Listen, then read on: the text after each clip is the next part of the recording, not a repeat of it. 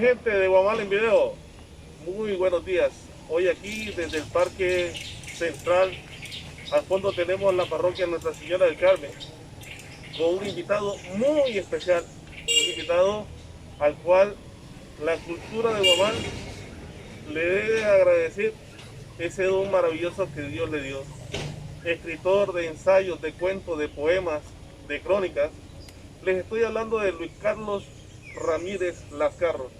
Luis Carlos, bienvenido a Entrevistando Ando en el canal de video Guamal en Video. Buenos días a todos los que tengan la oportunidad de ver este video. Buenos días, John. Muchas gracias por la invitación a tu programa. Espero que podamos tener una charla muy entretenida, muy agradable.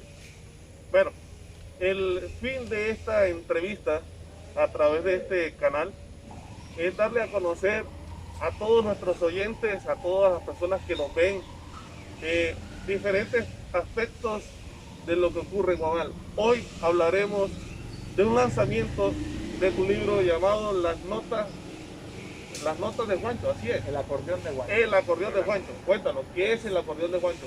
¿De qué nos habla el libro del acordeón de Juancho? El libro El acordeón de Juancho va a ser lanzado oficialmente en la Feria Internacional del Libro de Santa Marta el día 9 de octubre a las 7 de la noche. Se va a hacer una transmisión vía Facebook desde las cuentas de la editorial Fallidos Editores de Medellín, que es con la que ha salido el libro. Es una colección de 10 cuentos, los cuales el más antiguo probablemente lo haya escrito en el año 2010 y el más reciente, o los dos más recientes, que son los dos últimos que salen en el libro, el año pasado. El título que le da, el cuento que le da título al libro se llama El acordeón de Juancho. Trata sobre Juancho Polo Valencia. Mi idea cuando hice el cuento, como conversábamos ahorita, fue modificar el final de la novela El alma del acordeón de Ernesto Macaulay, porque a mí particularmente no me gustó, digamos, ese final de la novela.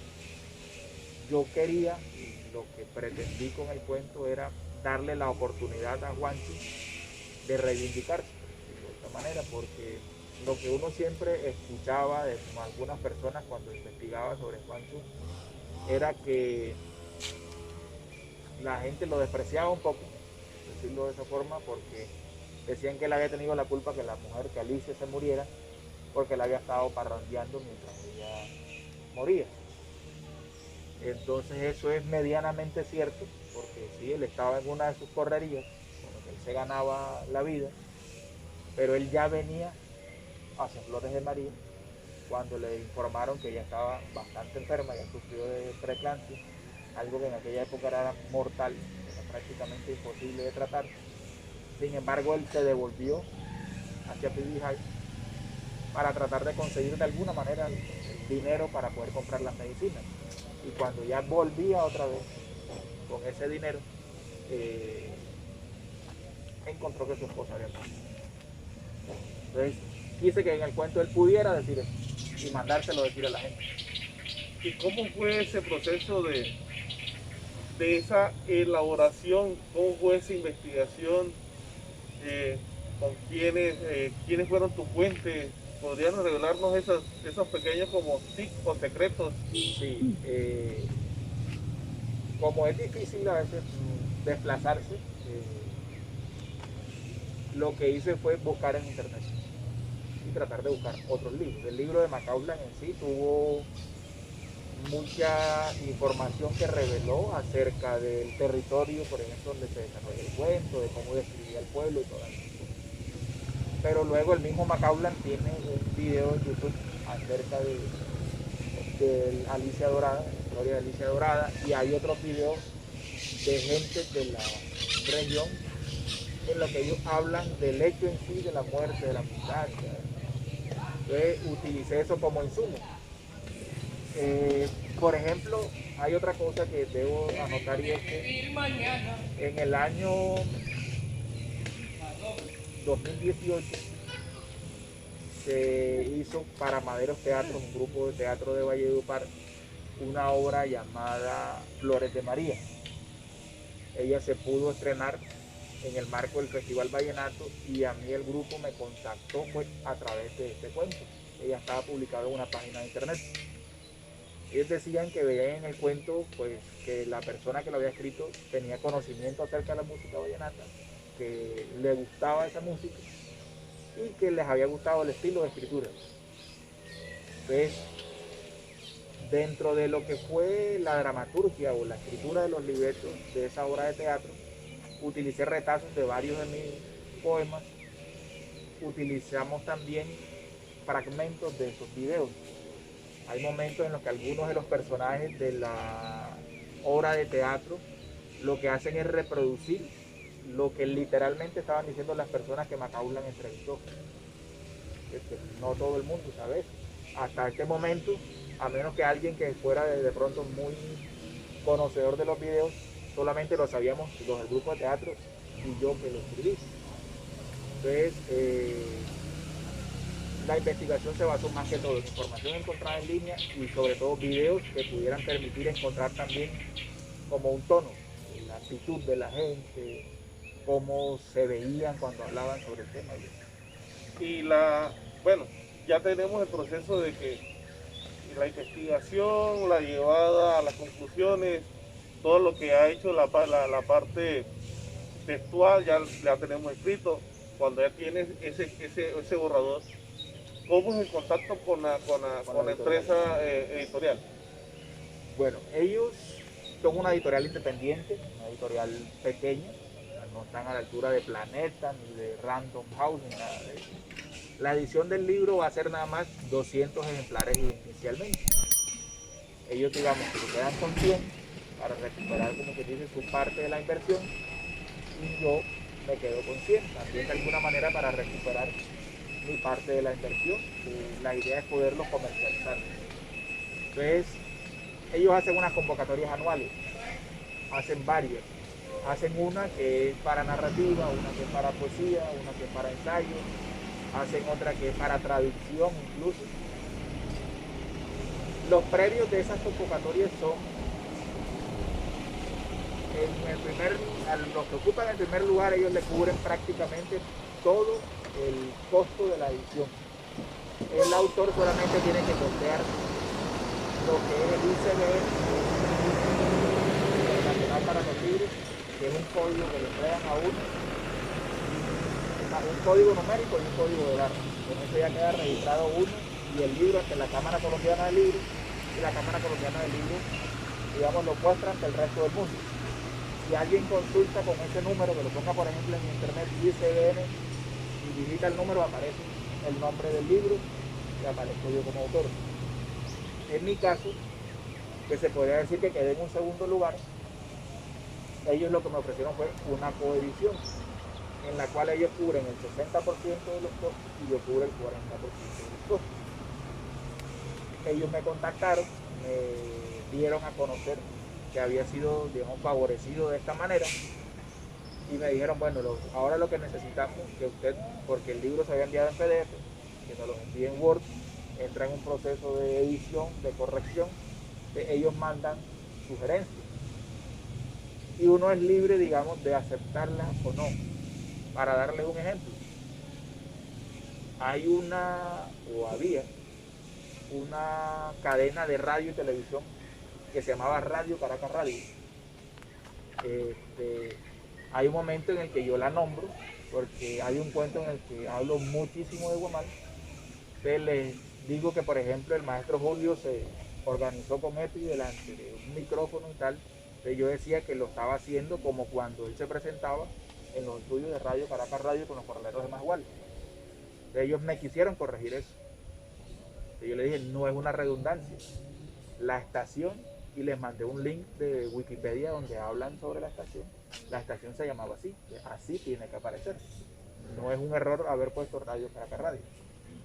Mientras que habían otro tipo de observaciones, de pronto gramaticales o del sentido de las cosas, que uno sí, digamos, con humildad, porque uno en muchas ocasiones, por más que relea un texto de uno no se da cuenta de las cosas o cree que así está bien hecho.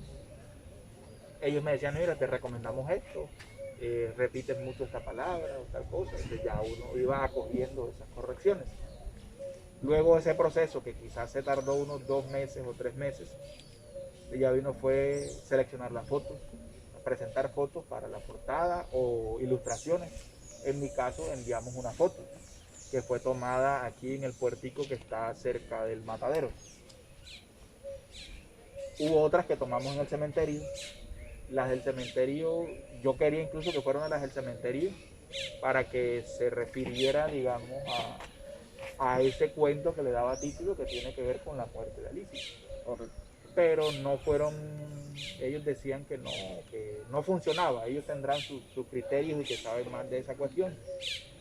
Y ya después entró, se envió el dinero que correspondía enviar y entró al proceso de impresión. Ya el libro está listo, está en Medellín y debe llegar la otra semana aquí a Guamal, los 100 ejemplares que me deben llevar a mí.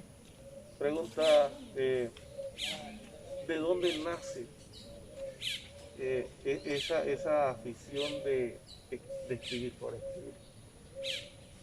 Indudablemente arranca primero de la afición a leer.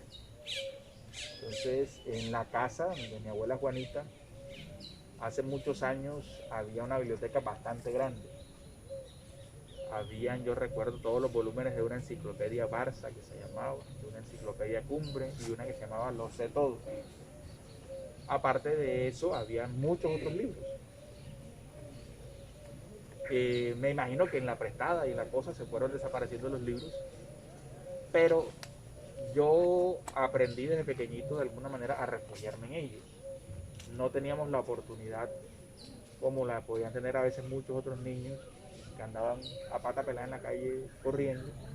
No sé si de pronto por temor de nuestros padres y abuelos de un accidente o alguna cosa, aunque sí jugábamos, digamos, dentro de la cuadra y la cosa. Ellos nos insistían mucho en leer, en estudiar, incluso nos traían juegos de preguntas y respuestas. Ahí me fui aficionando. Pero el detonante de todo, bueno, yo le escribía cartas a las muchachitas para tratar de conquistarlas y todo. Pero yo creo que el detonante fue cuando llegué a Barranquilla. Porque era la primera vez que salía del pueblo, uno se siente solo, no tiene muchos amigos, nada de eso. Entonces ahí comencé como a escribir lo que pensaba, o lo que recordaba y lo que sentía. Y descubrí luego un libro que me regaló un amigo de aquí de Guamal, el doctor Armando Torres, una vez, que es la autobiografía de Neruda, que se llama Confieso que he vivido. En ese libro yo me di cuenta que podía escribir, digamos, de manera, aspirar a escribir de manera profesional, porque el tipo relataba hechos de la vida cotidiana con un lenguaje, digámoslo, accesible, porque a veces uno ve, sobre todo en el colegio, cuando la gente la ponen a leer, por decirte, Don Segundo Sombra, que está escrito en lunfardo, un dialecto argentino de los campesinos allá, ¿me entiendes? Y uno lo ponen a leerse ese ladrillo y lo que hace es que la gente le coge rabia a la lectura. O te ponen, por ejemplo, a leerte la Ilíada y la Odisea, que a mucha gente hoy en día no le dicen mayor cosa, ¿cierto? Y sobre todo nosotros en esta cultura cristiana, pues, a ti no te caben en la cabeza como esos dioses, algunos vagabundos que les gusta el trago, las mujeres, la vaina. Entonces, hay un choque y si no te lo de pronto te lo acercan de otras maneras. Hoy, hay muchas películas hoy en día que son basadas, por ejemplo, en la mitología griega. Nosotros quizás no la tuvimos disponible en el colegio, pero hoy en día, aparte de mostrarle uno el libro, deberían decirle, vea, esta película es basada en esto. Y el pelado de pronto, viéndose la película que le guste, se acerca al libro. Entonces, en Barranquilla me encontré ese libro, vi que el tipo hablaba con un lenguaje cercano, que no era ni como el de Homero en la Odisea, ni era como el de Ricardo Giraldes en Don Segundo Sombra, y dije, yo puedo ponerme a escribir. Y me planteé el objetivo de aprenderlo, no ya escribirle solamente a las muchachitas, o no escribir desordenadamente lo que pensaba y lo que sentía, sino tratar de imitar lo que él hacía y lo que otros cuentistas como García Márquez en su momento o como Álvaro Cepeda Zamudio hacían. Y uno después puede que encuentre un estilo propio, puede que encuentre una forma propia de hacer las cosas. Hay veces que no. Esa fue, digamos, la forma de ir entrando. Al escuchar a Luis Carlos hablar de esta forma, recuerdo mucho a su querido tío Robert Ramírez Blanco, cuando intentó hacer de la literatura una nueva forma de ver las cosas en nuestro querido Guamal. Y las obras de teatro que se presentaron, recuerdo yo en ese entonces, de Don Quijote de la Mancha, en el... Lectura sin fin, creo que se llamaba eso que ellos hacían. Sí, pero antes de eso ellos hicieron uno de obras de teatro en el Polideportivo, en donde le pidieron a cada colegio de que dramatizaran y lo trajeran un poquito al contexto nuestro. Sí. Y pienso de que, Luisca, eso hace falta, ¿no? Hace falta que se motive a los muchachos en el colegio. ¿Tú qué piensas de eso? Estamos totalmente de acuerdo. El año pasado, que para la semana, ¿cómo se llama? Lo que hacen en Nacional, la semana cultural, La semana cultural. trajimos la muestra del monólogo que yo ayudé a construir, que soy coautor de ese monólogo que se llama Cruz Elfa, un amigo Luis Mario Jiménez de San Diego Cesar. Hablamos con el profesor Toño Robles. Y la idea que teníamos era, si se daban las cosas, poder venir a dictar una serie de talleres. Incluso también lo he hablado con la gente de Maderos Teatro. Lo que pasa es que para eso de alguna manera se necesita también la participación de la administración municipal. Y no sé qué posibilidades haya dentro del recurso, digamos, asignado a la cultura. Sino a lo que yo aspiro, que Dios mediante podamos crear una fundación cultural con la que se puedan presentar proyectos como por ejemplo a los programas de concertación del Ministerio de Cultura, y hay otra serie de formas de buscar esos dineros. La idea es traer gente que forme también formadores aquí, a que se despierte por un lado, digamos, la inquietud, porque aquí Guamal ha tenido siempre una tradición de declamadores, de gente que hace comedia. Por ejemplo, la sacada del año viejo es una comedia. Y antes me hablan los más viejos, mi tío Orlando, mi señora Dalita, mi abuela Zenit, me decían que hacían cosas que aquí llamaban comedias, que yo me imagino que eran representaciones de hechos cotidianos. No creo que sea difícil despertar aquí entre la población nuevamente, y con el antecedente cercano que tú me dices, ese interés. Pero la idea no sería solamente crear los grupos o crear el interés, sino que algunas personas, de pronto profesores del área artística o personas particulares, que puedan llevar un proceso con el grupo, por ejemplo, Madero, que es el que yo conozco, y que ya ellos tengan un nivel que ellos puedan darle continuidad a aquel proceso, porque de pronto tú vienes y alborotas el avispero y se van los formadores que vinieron de fuera y se pueden apagar los procesos. Yo recuerdo más, porque yo no estaba aquí en Guamal prácticamente durante toda la administración de mi tío Robert, el proceso de lectura sin fin y un proceso que hicieron con los talleres de escritura creativa de Relata, porque yo tengo incluso los 2 folletos en mi poder en la biblioteca de la casa. Hay algunos cuentos muy buenos. Incluso hay una idea de un cuento que yo lo que hice fue como extender esa idea, que la saqué de eso. Tengo conocimiento de que hay gente en Bellavista que escribe mucho. Debe haber en todos los otros corregimientos, en la cabecera municipal, gente que lo haga. Pero creo que hace falta eso, hace falta formación y promoción. Yo tenía la idea, que en algún momento lo propuse, buscando financiación para el libro, planteé la posibilidad de donar unos libros a las bibliotecas de cada colegio y dictar un taller de escritura creativa, pero no había, digamos, la posibilidad de recursos, sobre todo por la cuestión de la pandemia. Pero sí creo que definitivamente hay que buscar esas alternativas. Aquí tenemos, por ejemplo, muchos talentos musicales. Hay gente que está viviendo de la música, ¿sí? Y yo considero que podríamos lograr que haya gente que se dedique a las artes escénicas o que se dedique a la literatura y que también viva de ello. Yo no vivo de eso, yo me desempeño en mi área, digamos, laboral de las telecomunicaciones, pero sí me he ido abriendo un espacio, un reconocimiento y quizás en algún momento pueda, aunque ya he recibido algunos pagos, algunos dineros por cosas que he escrito, pero quizás en algún momento pueda tenerlo como estilo de vida. Aquí hay gente que ha estudiado comunicación social o periodismo, pero no son, digamos, escritores de literatura. Ahora, la literatura no es la única manera de escribir. Pueda que aquí tengamos algún chico que haga guiones para series. Yo me he visionado y se lo he dicho a mi esposa que yo sueño con algún día escribir un guión para una serie de Netflix. De pronto lo logre, de pronto no.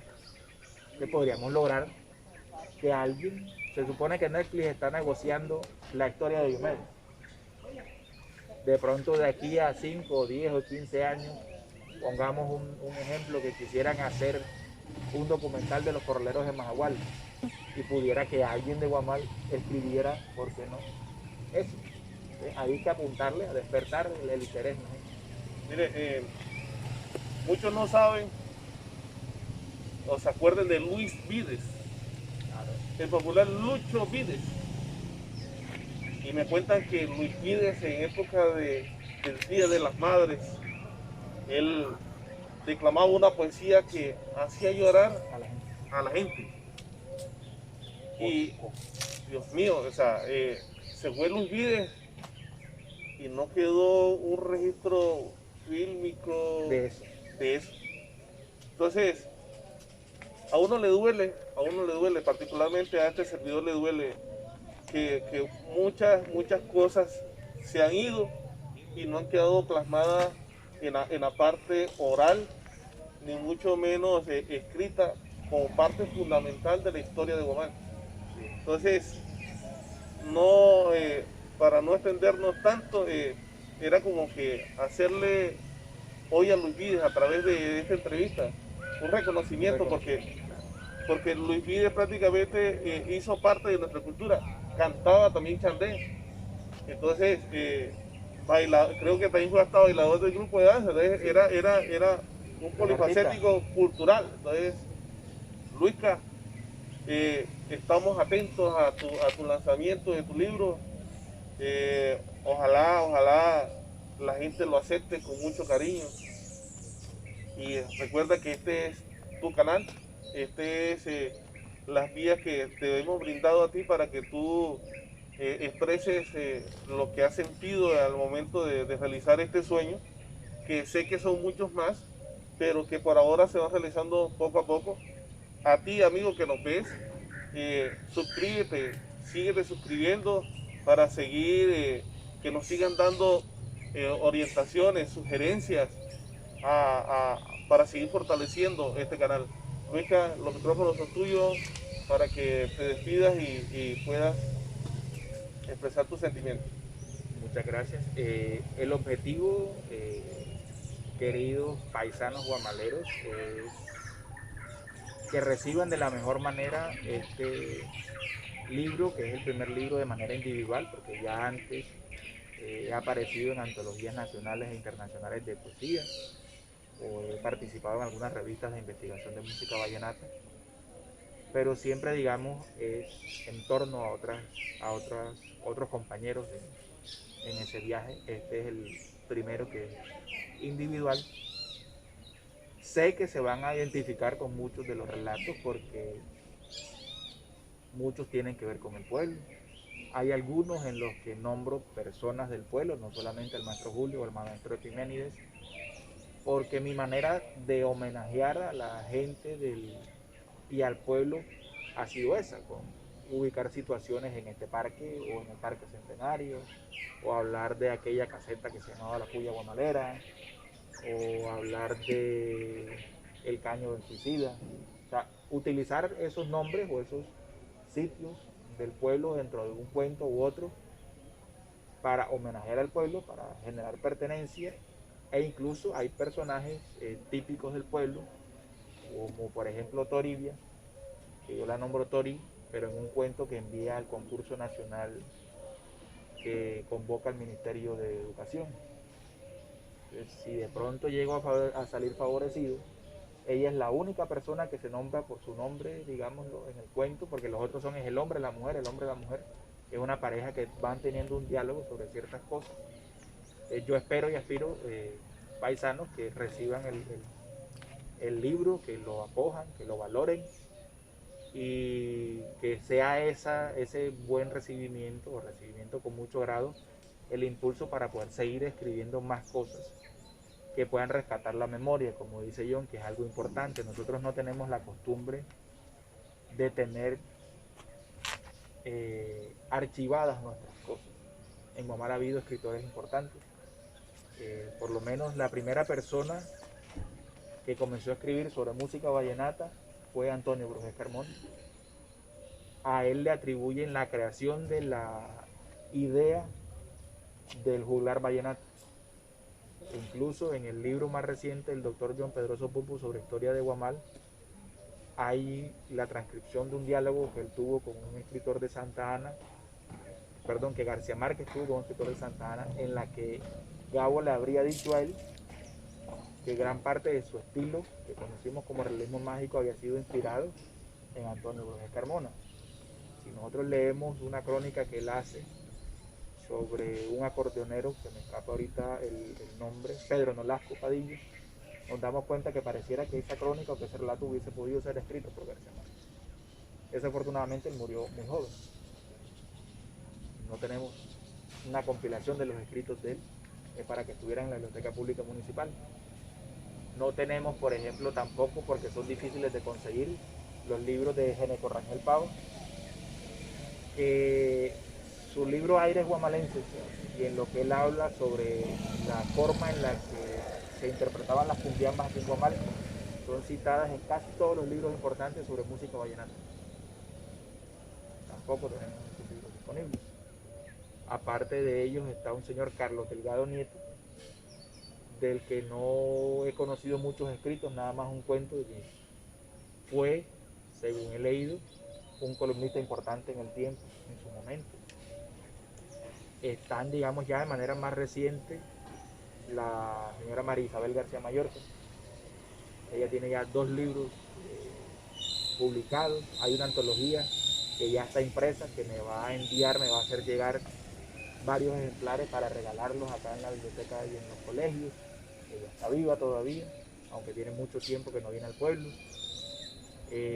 Hay un nieto del maestro Julio Erazo que incluso ha sido homenajeado, o su tesis de grado sobre escritura creativa fue sobresaliente. Ha sido galardonado en varios concursos y nosotros no conocemos nada de eso. Aparte de ellos, que son los que yo conozco y que me parecen más relevantes, más destacables, pues también está la labor que hace el doctor John Pupo. Hay otros escritores que sé que de pronto no son tan trascendentales, pero que nosotros deberíamos tener.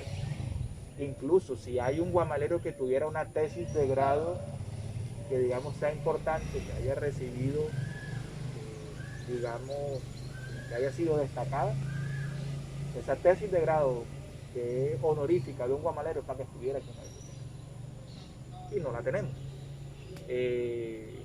Hay unos muchachos de Cartagena que son hijos y nietos de guamaleras, que tienen un canal, una casa podcastera que se llama Cartagena Federal. El uno es hijo de María del Rosario Blanco, el otro es hijo de Viviana Sánchez Blanco. María del Rosario es Ocampo, Blanco Ocampo, perdón. Ellos incluso ya ganaron un premio de periodismo en Bolívar. Nosotros debemos tratar de que eso se conozca aquí en Guamal. Así como ellos cuentan Cartagena, se puede contar Guamal. Ustedes también están contando Guamal en este canal, de alguna manera, y eso quizás nos pueda ayudar a motivar a los muchachos de Guamal a que hagan cosas.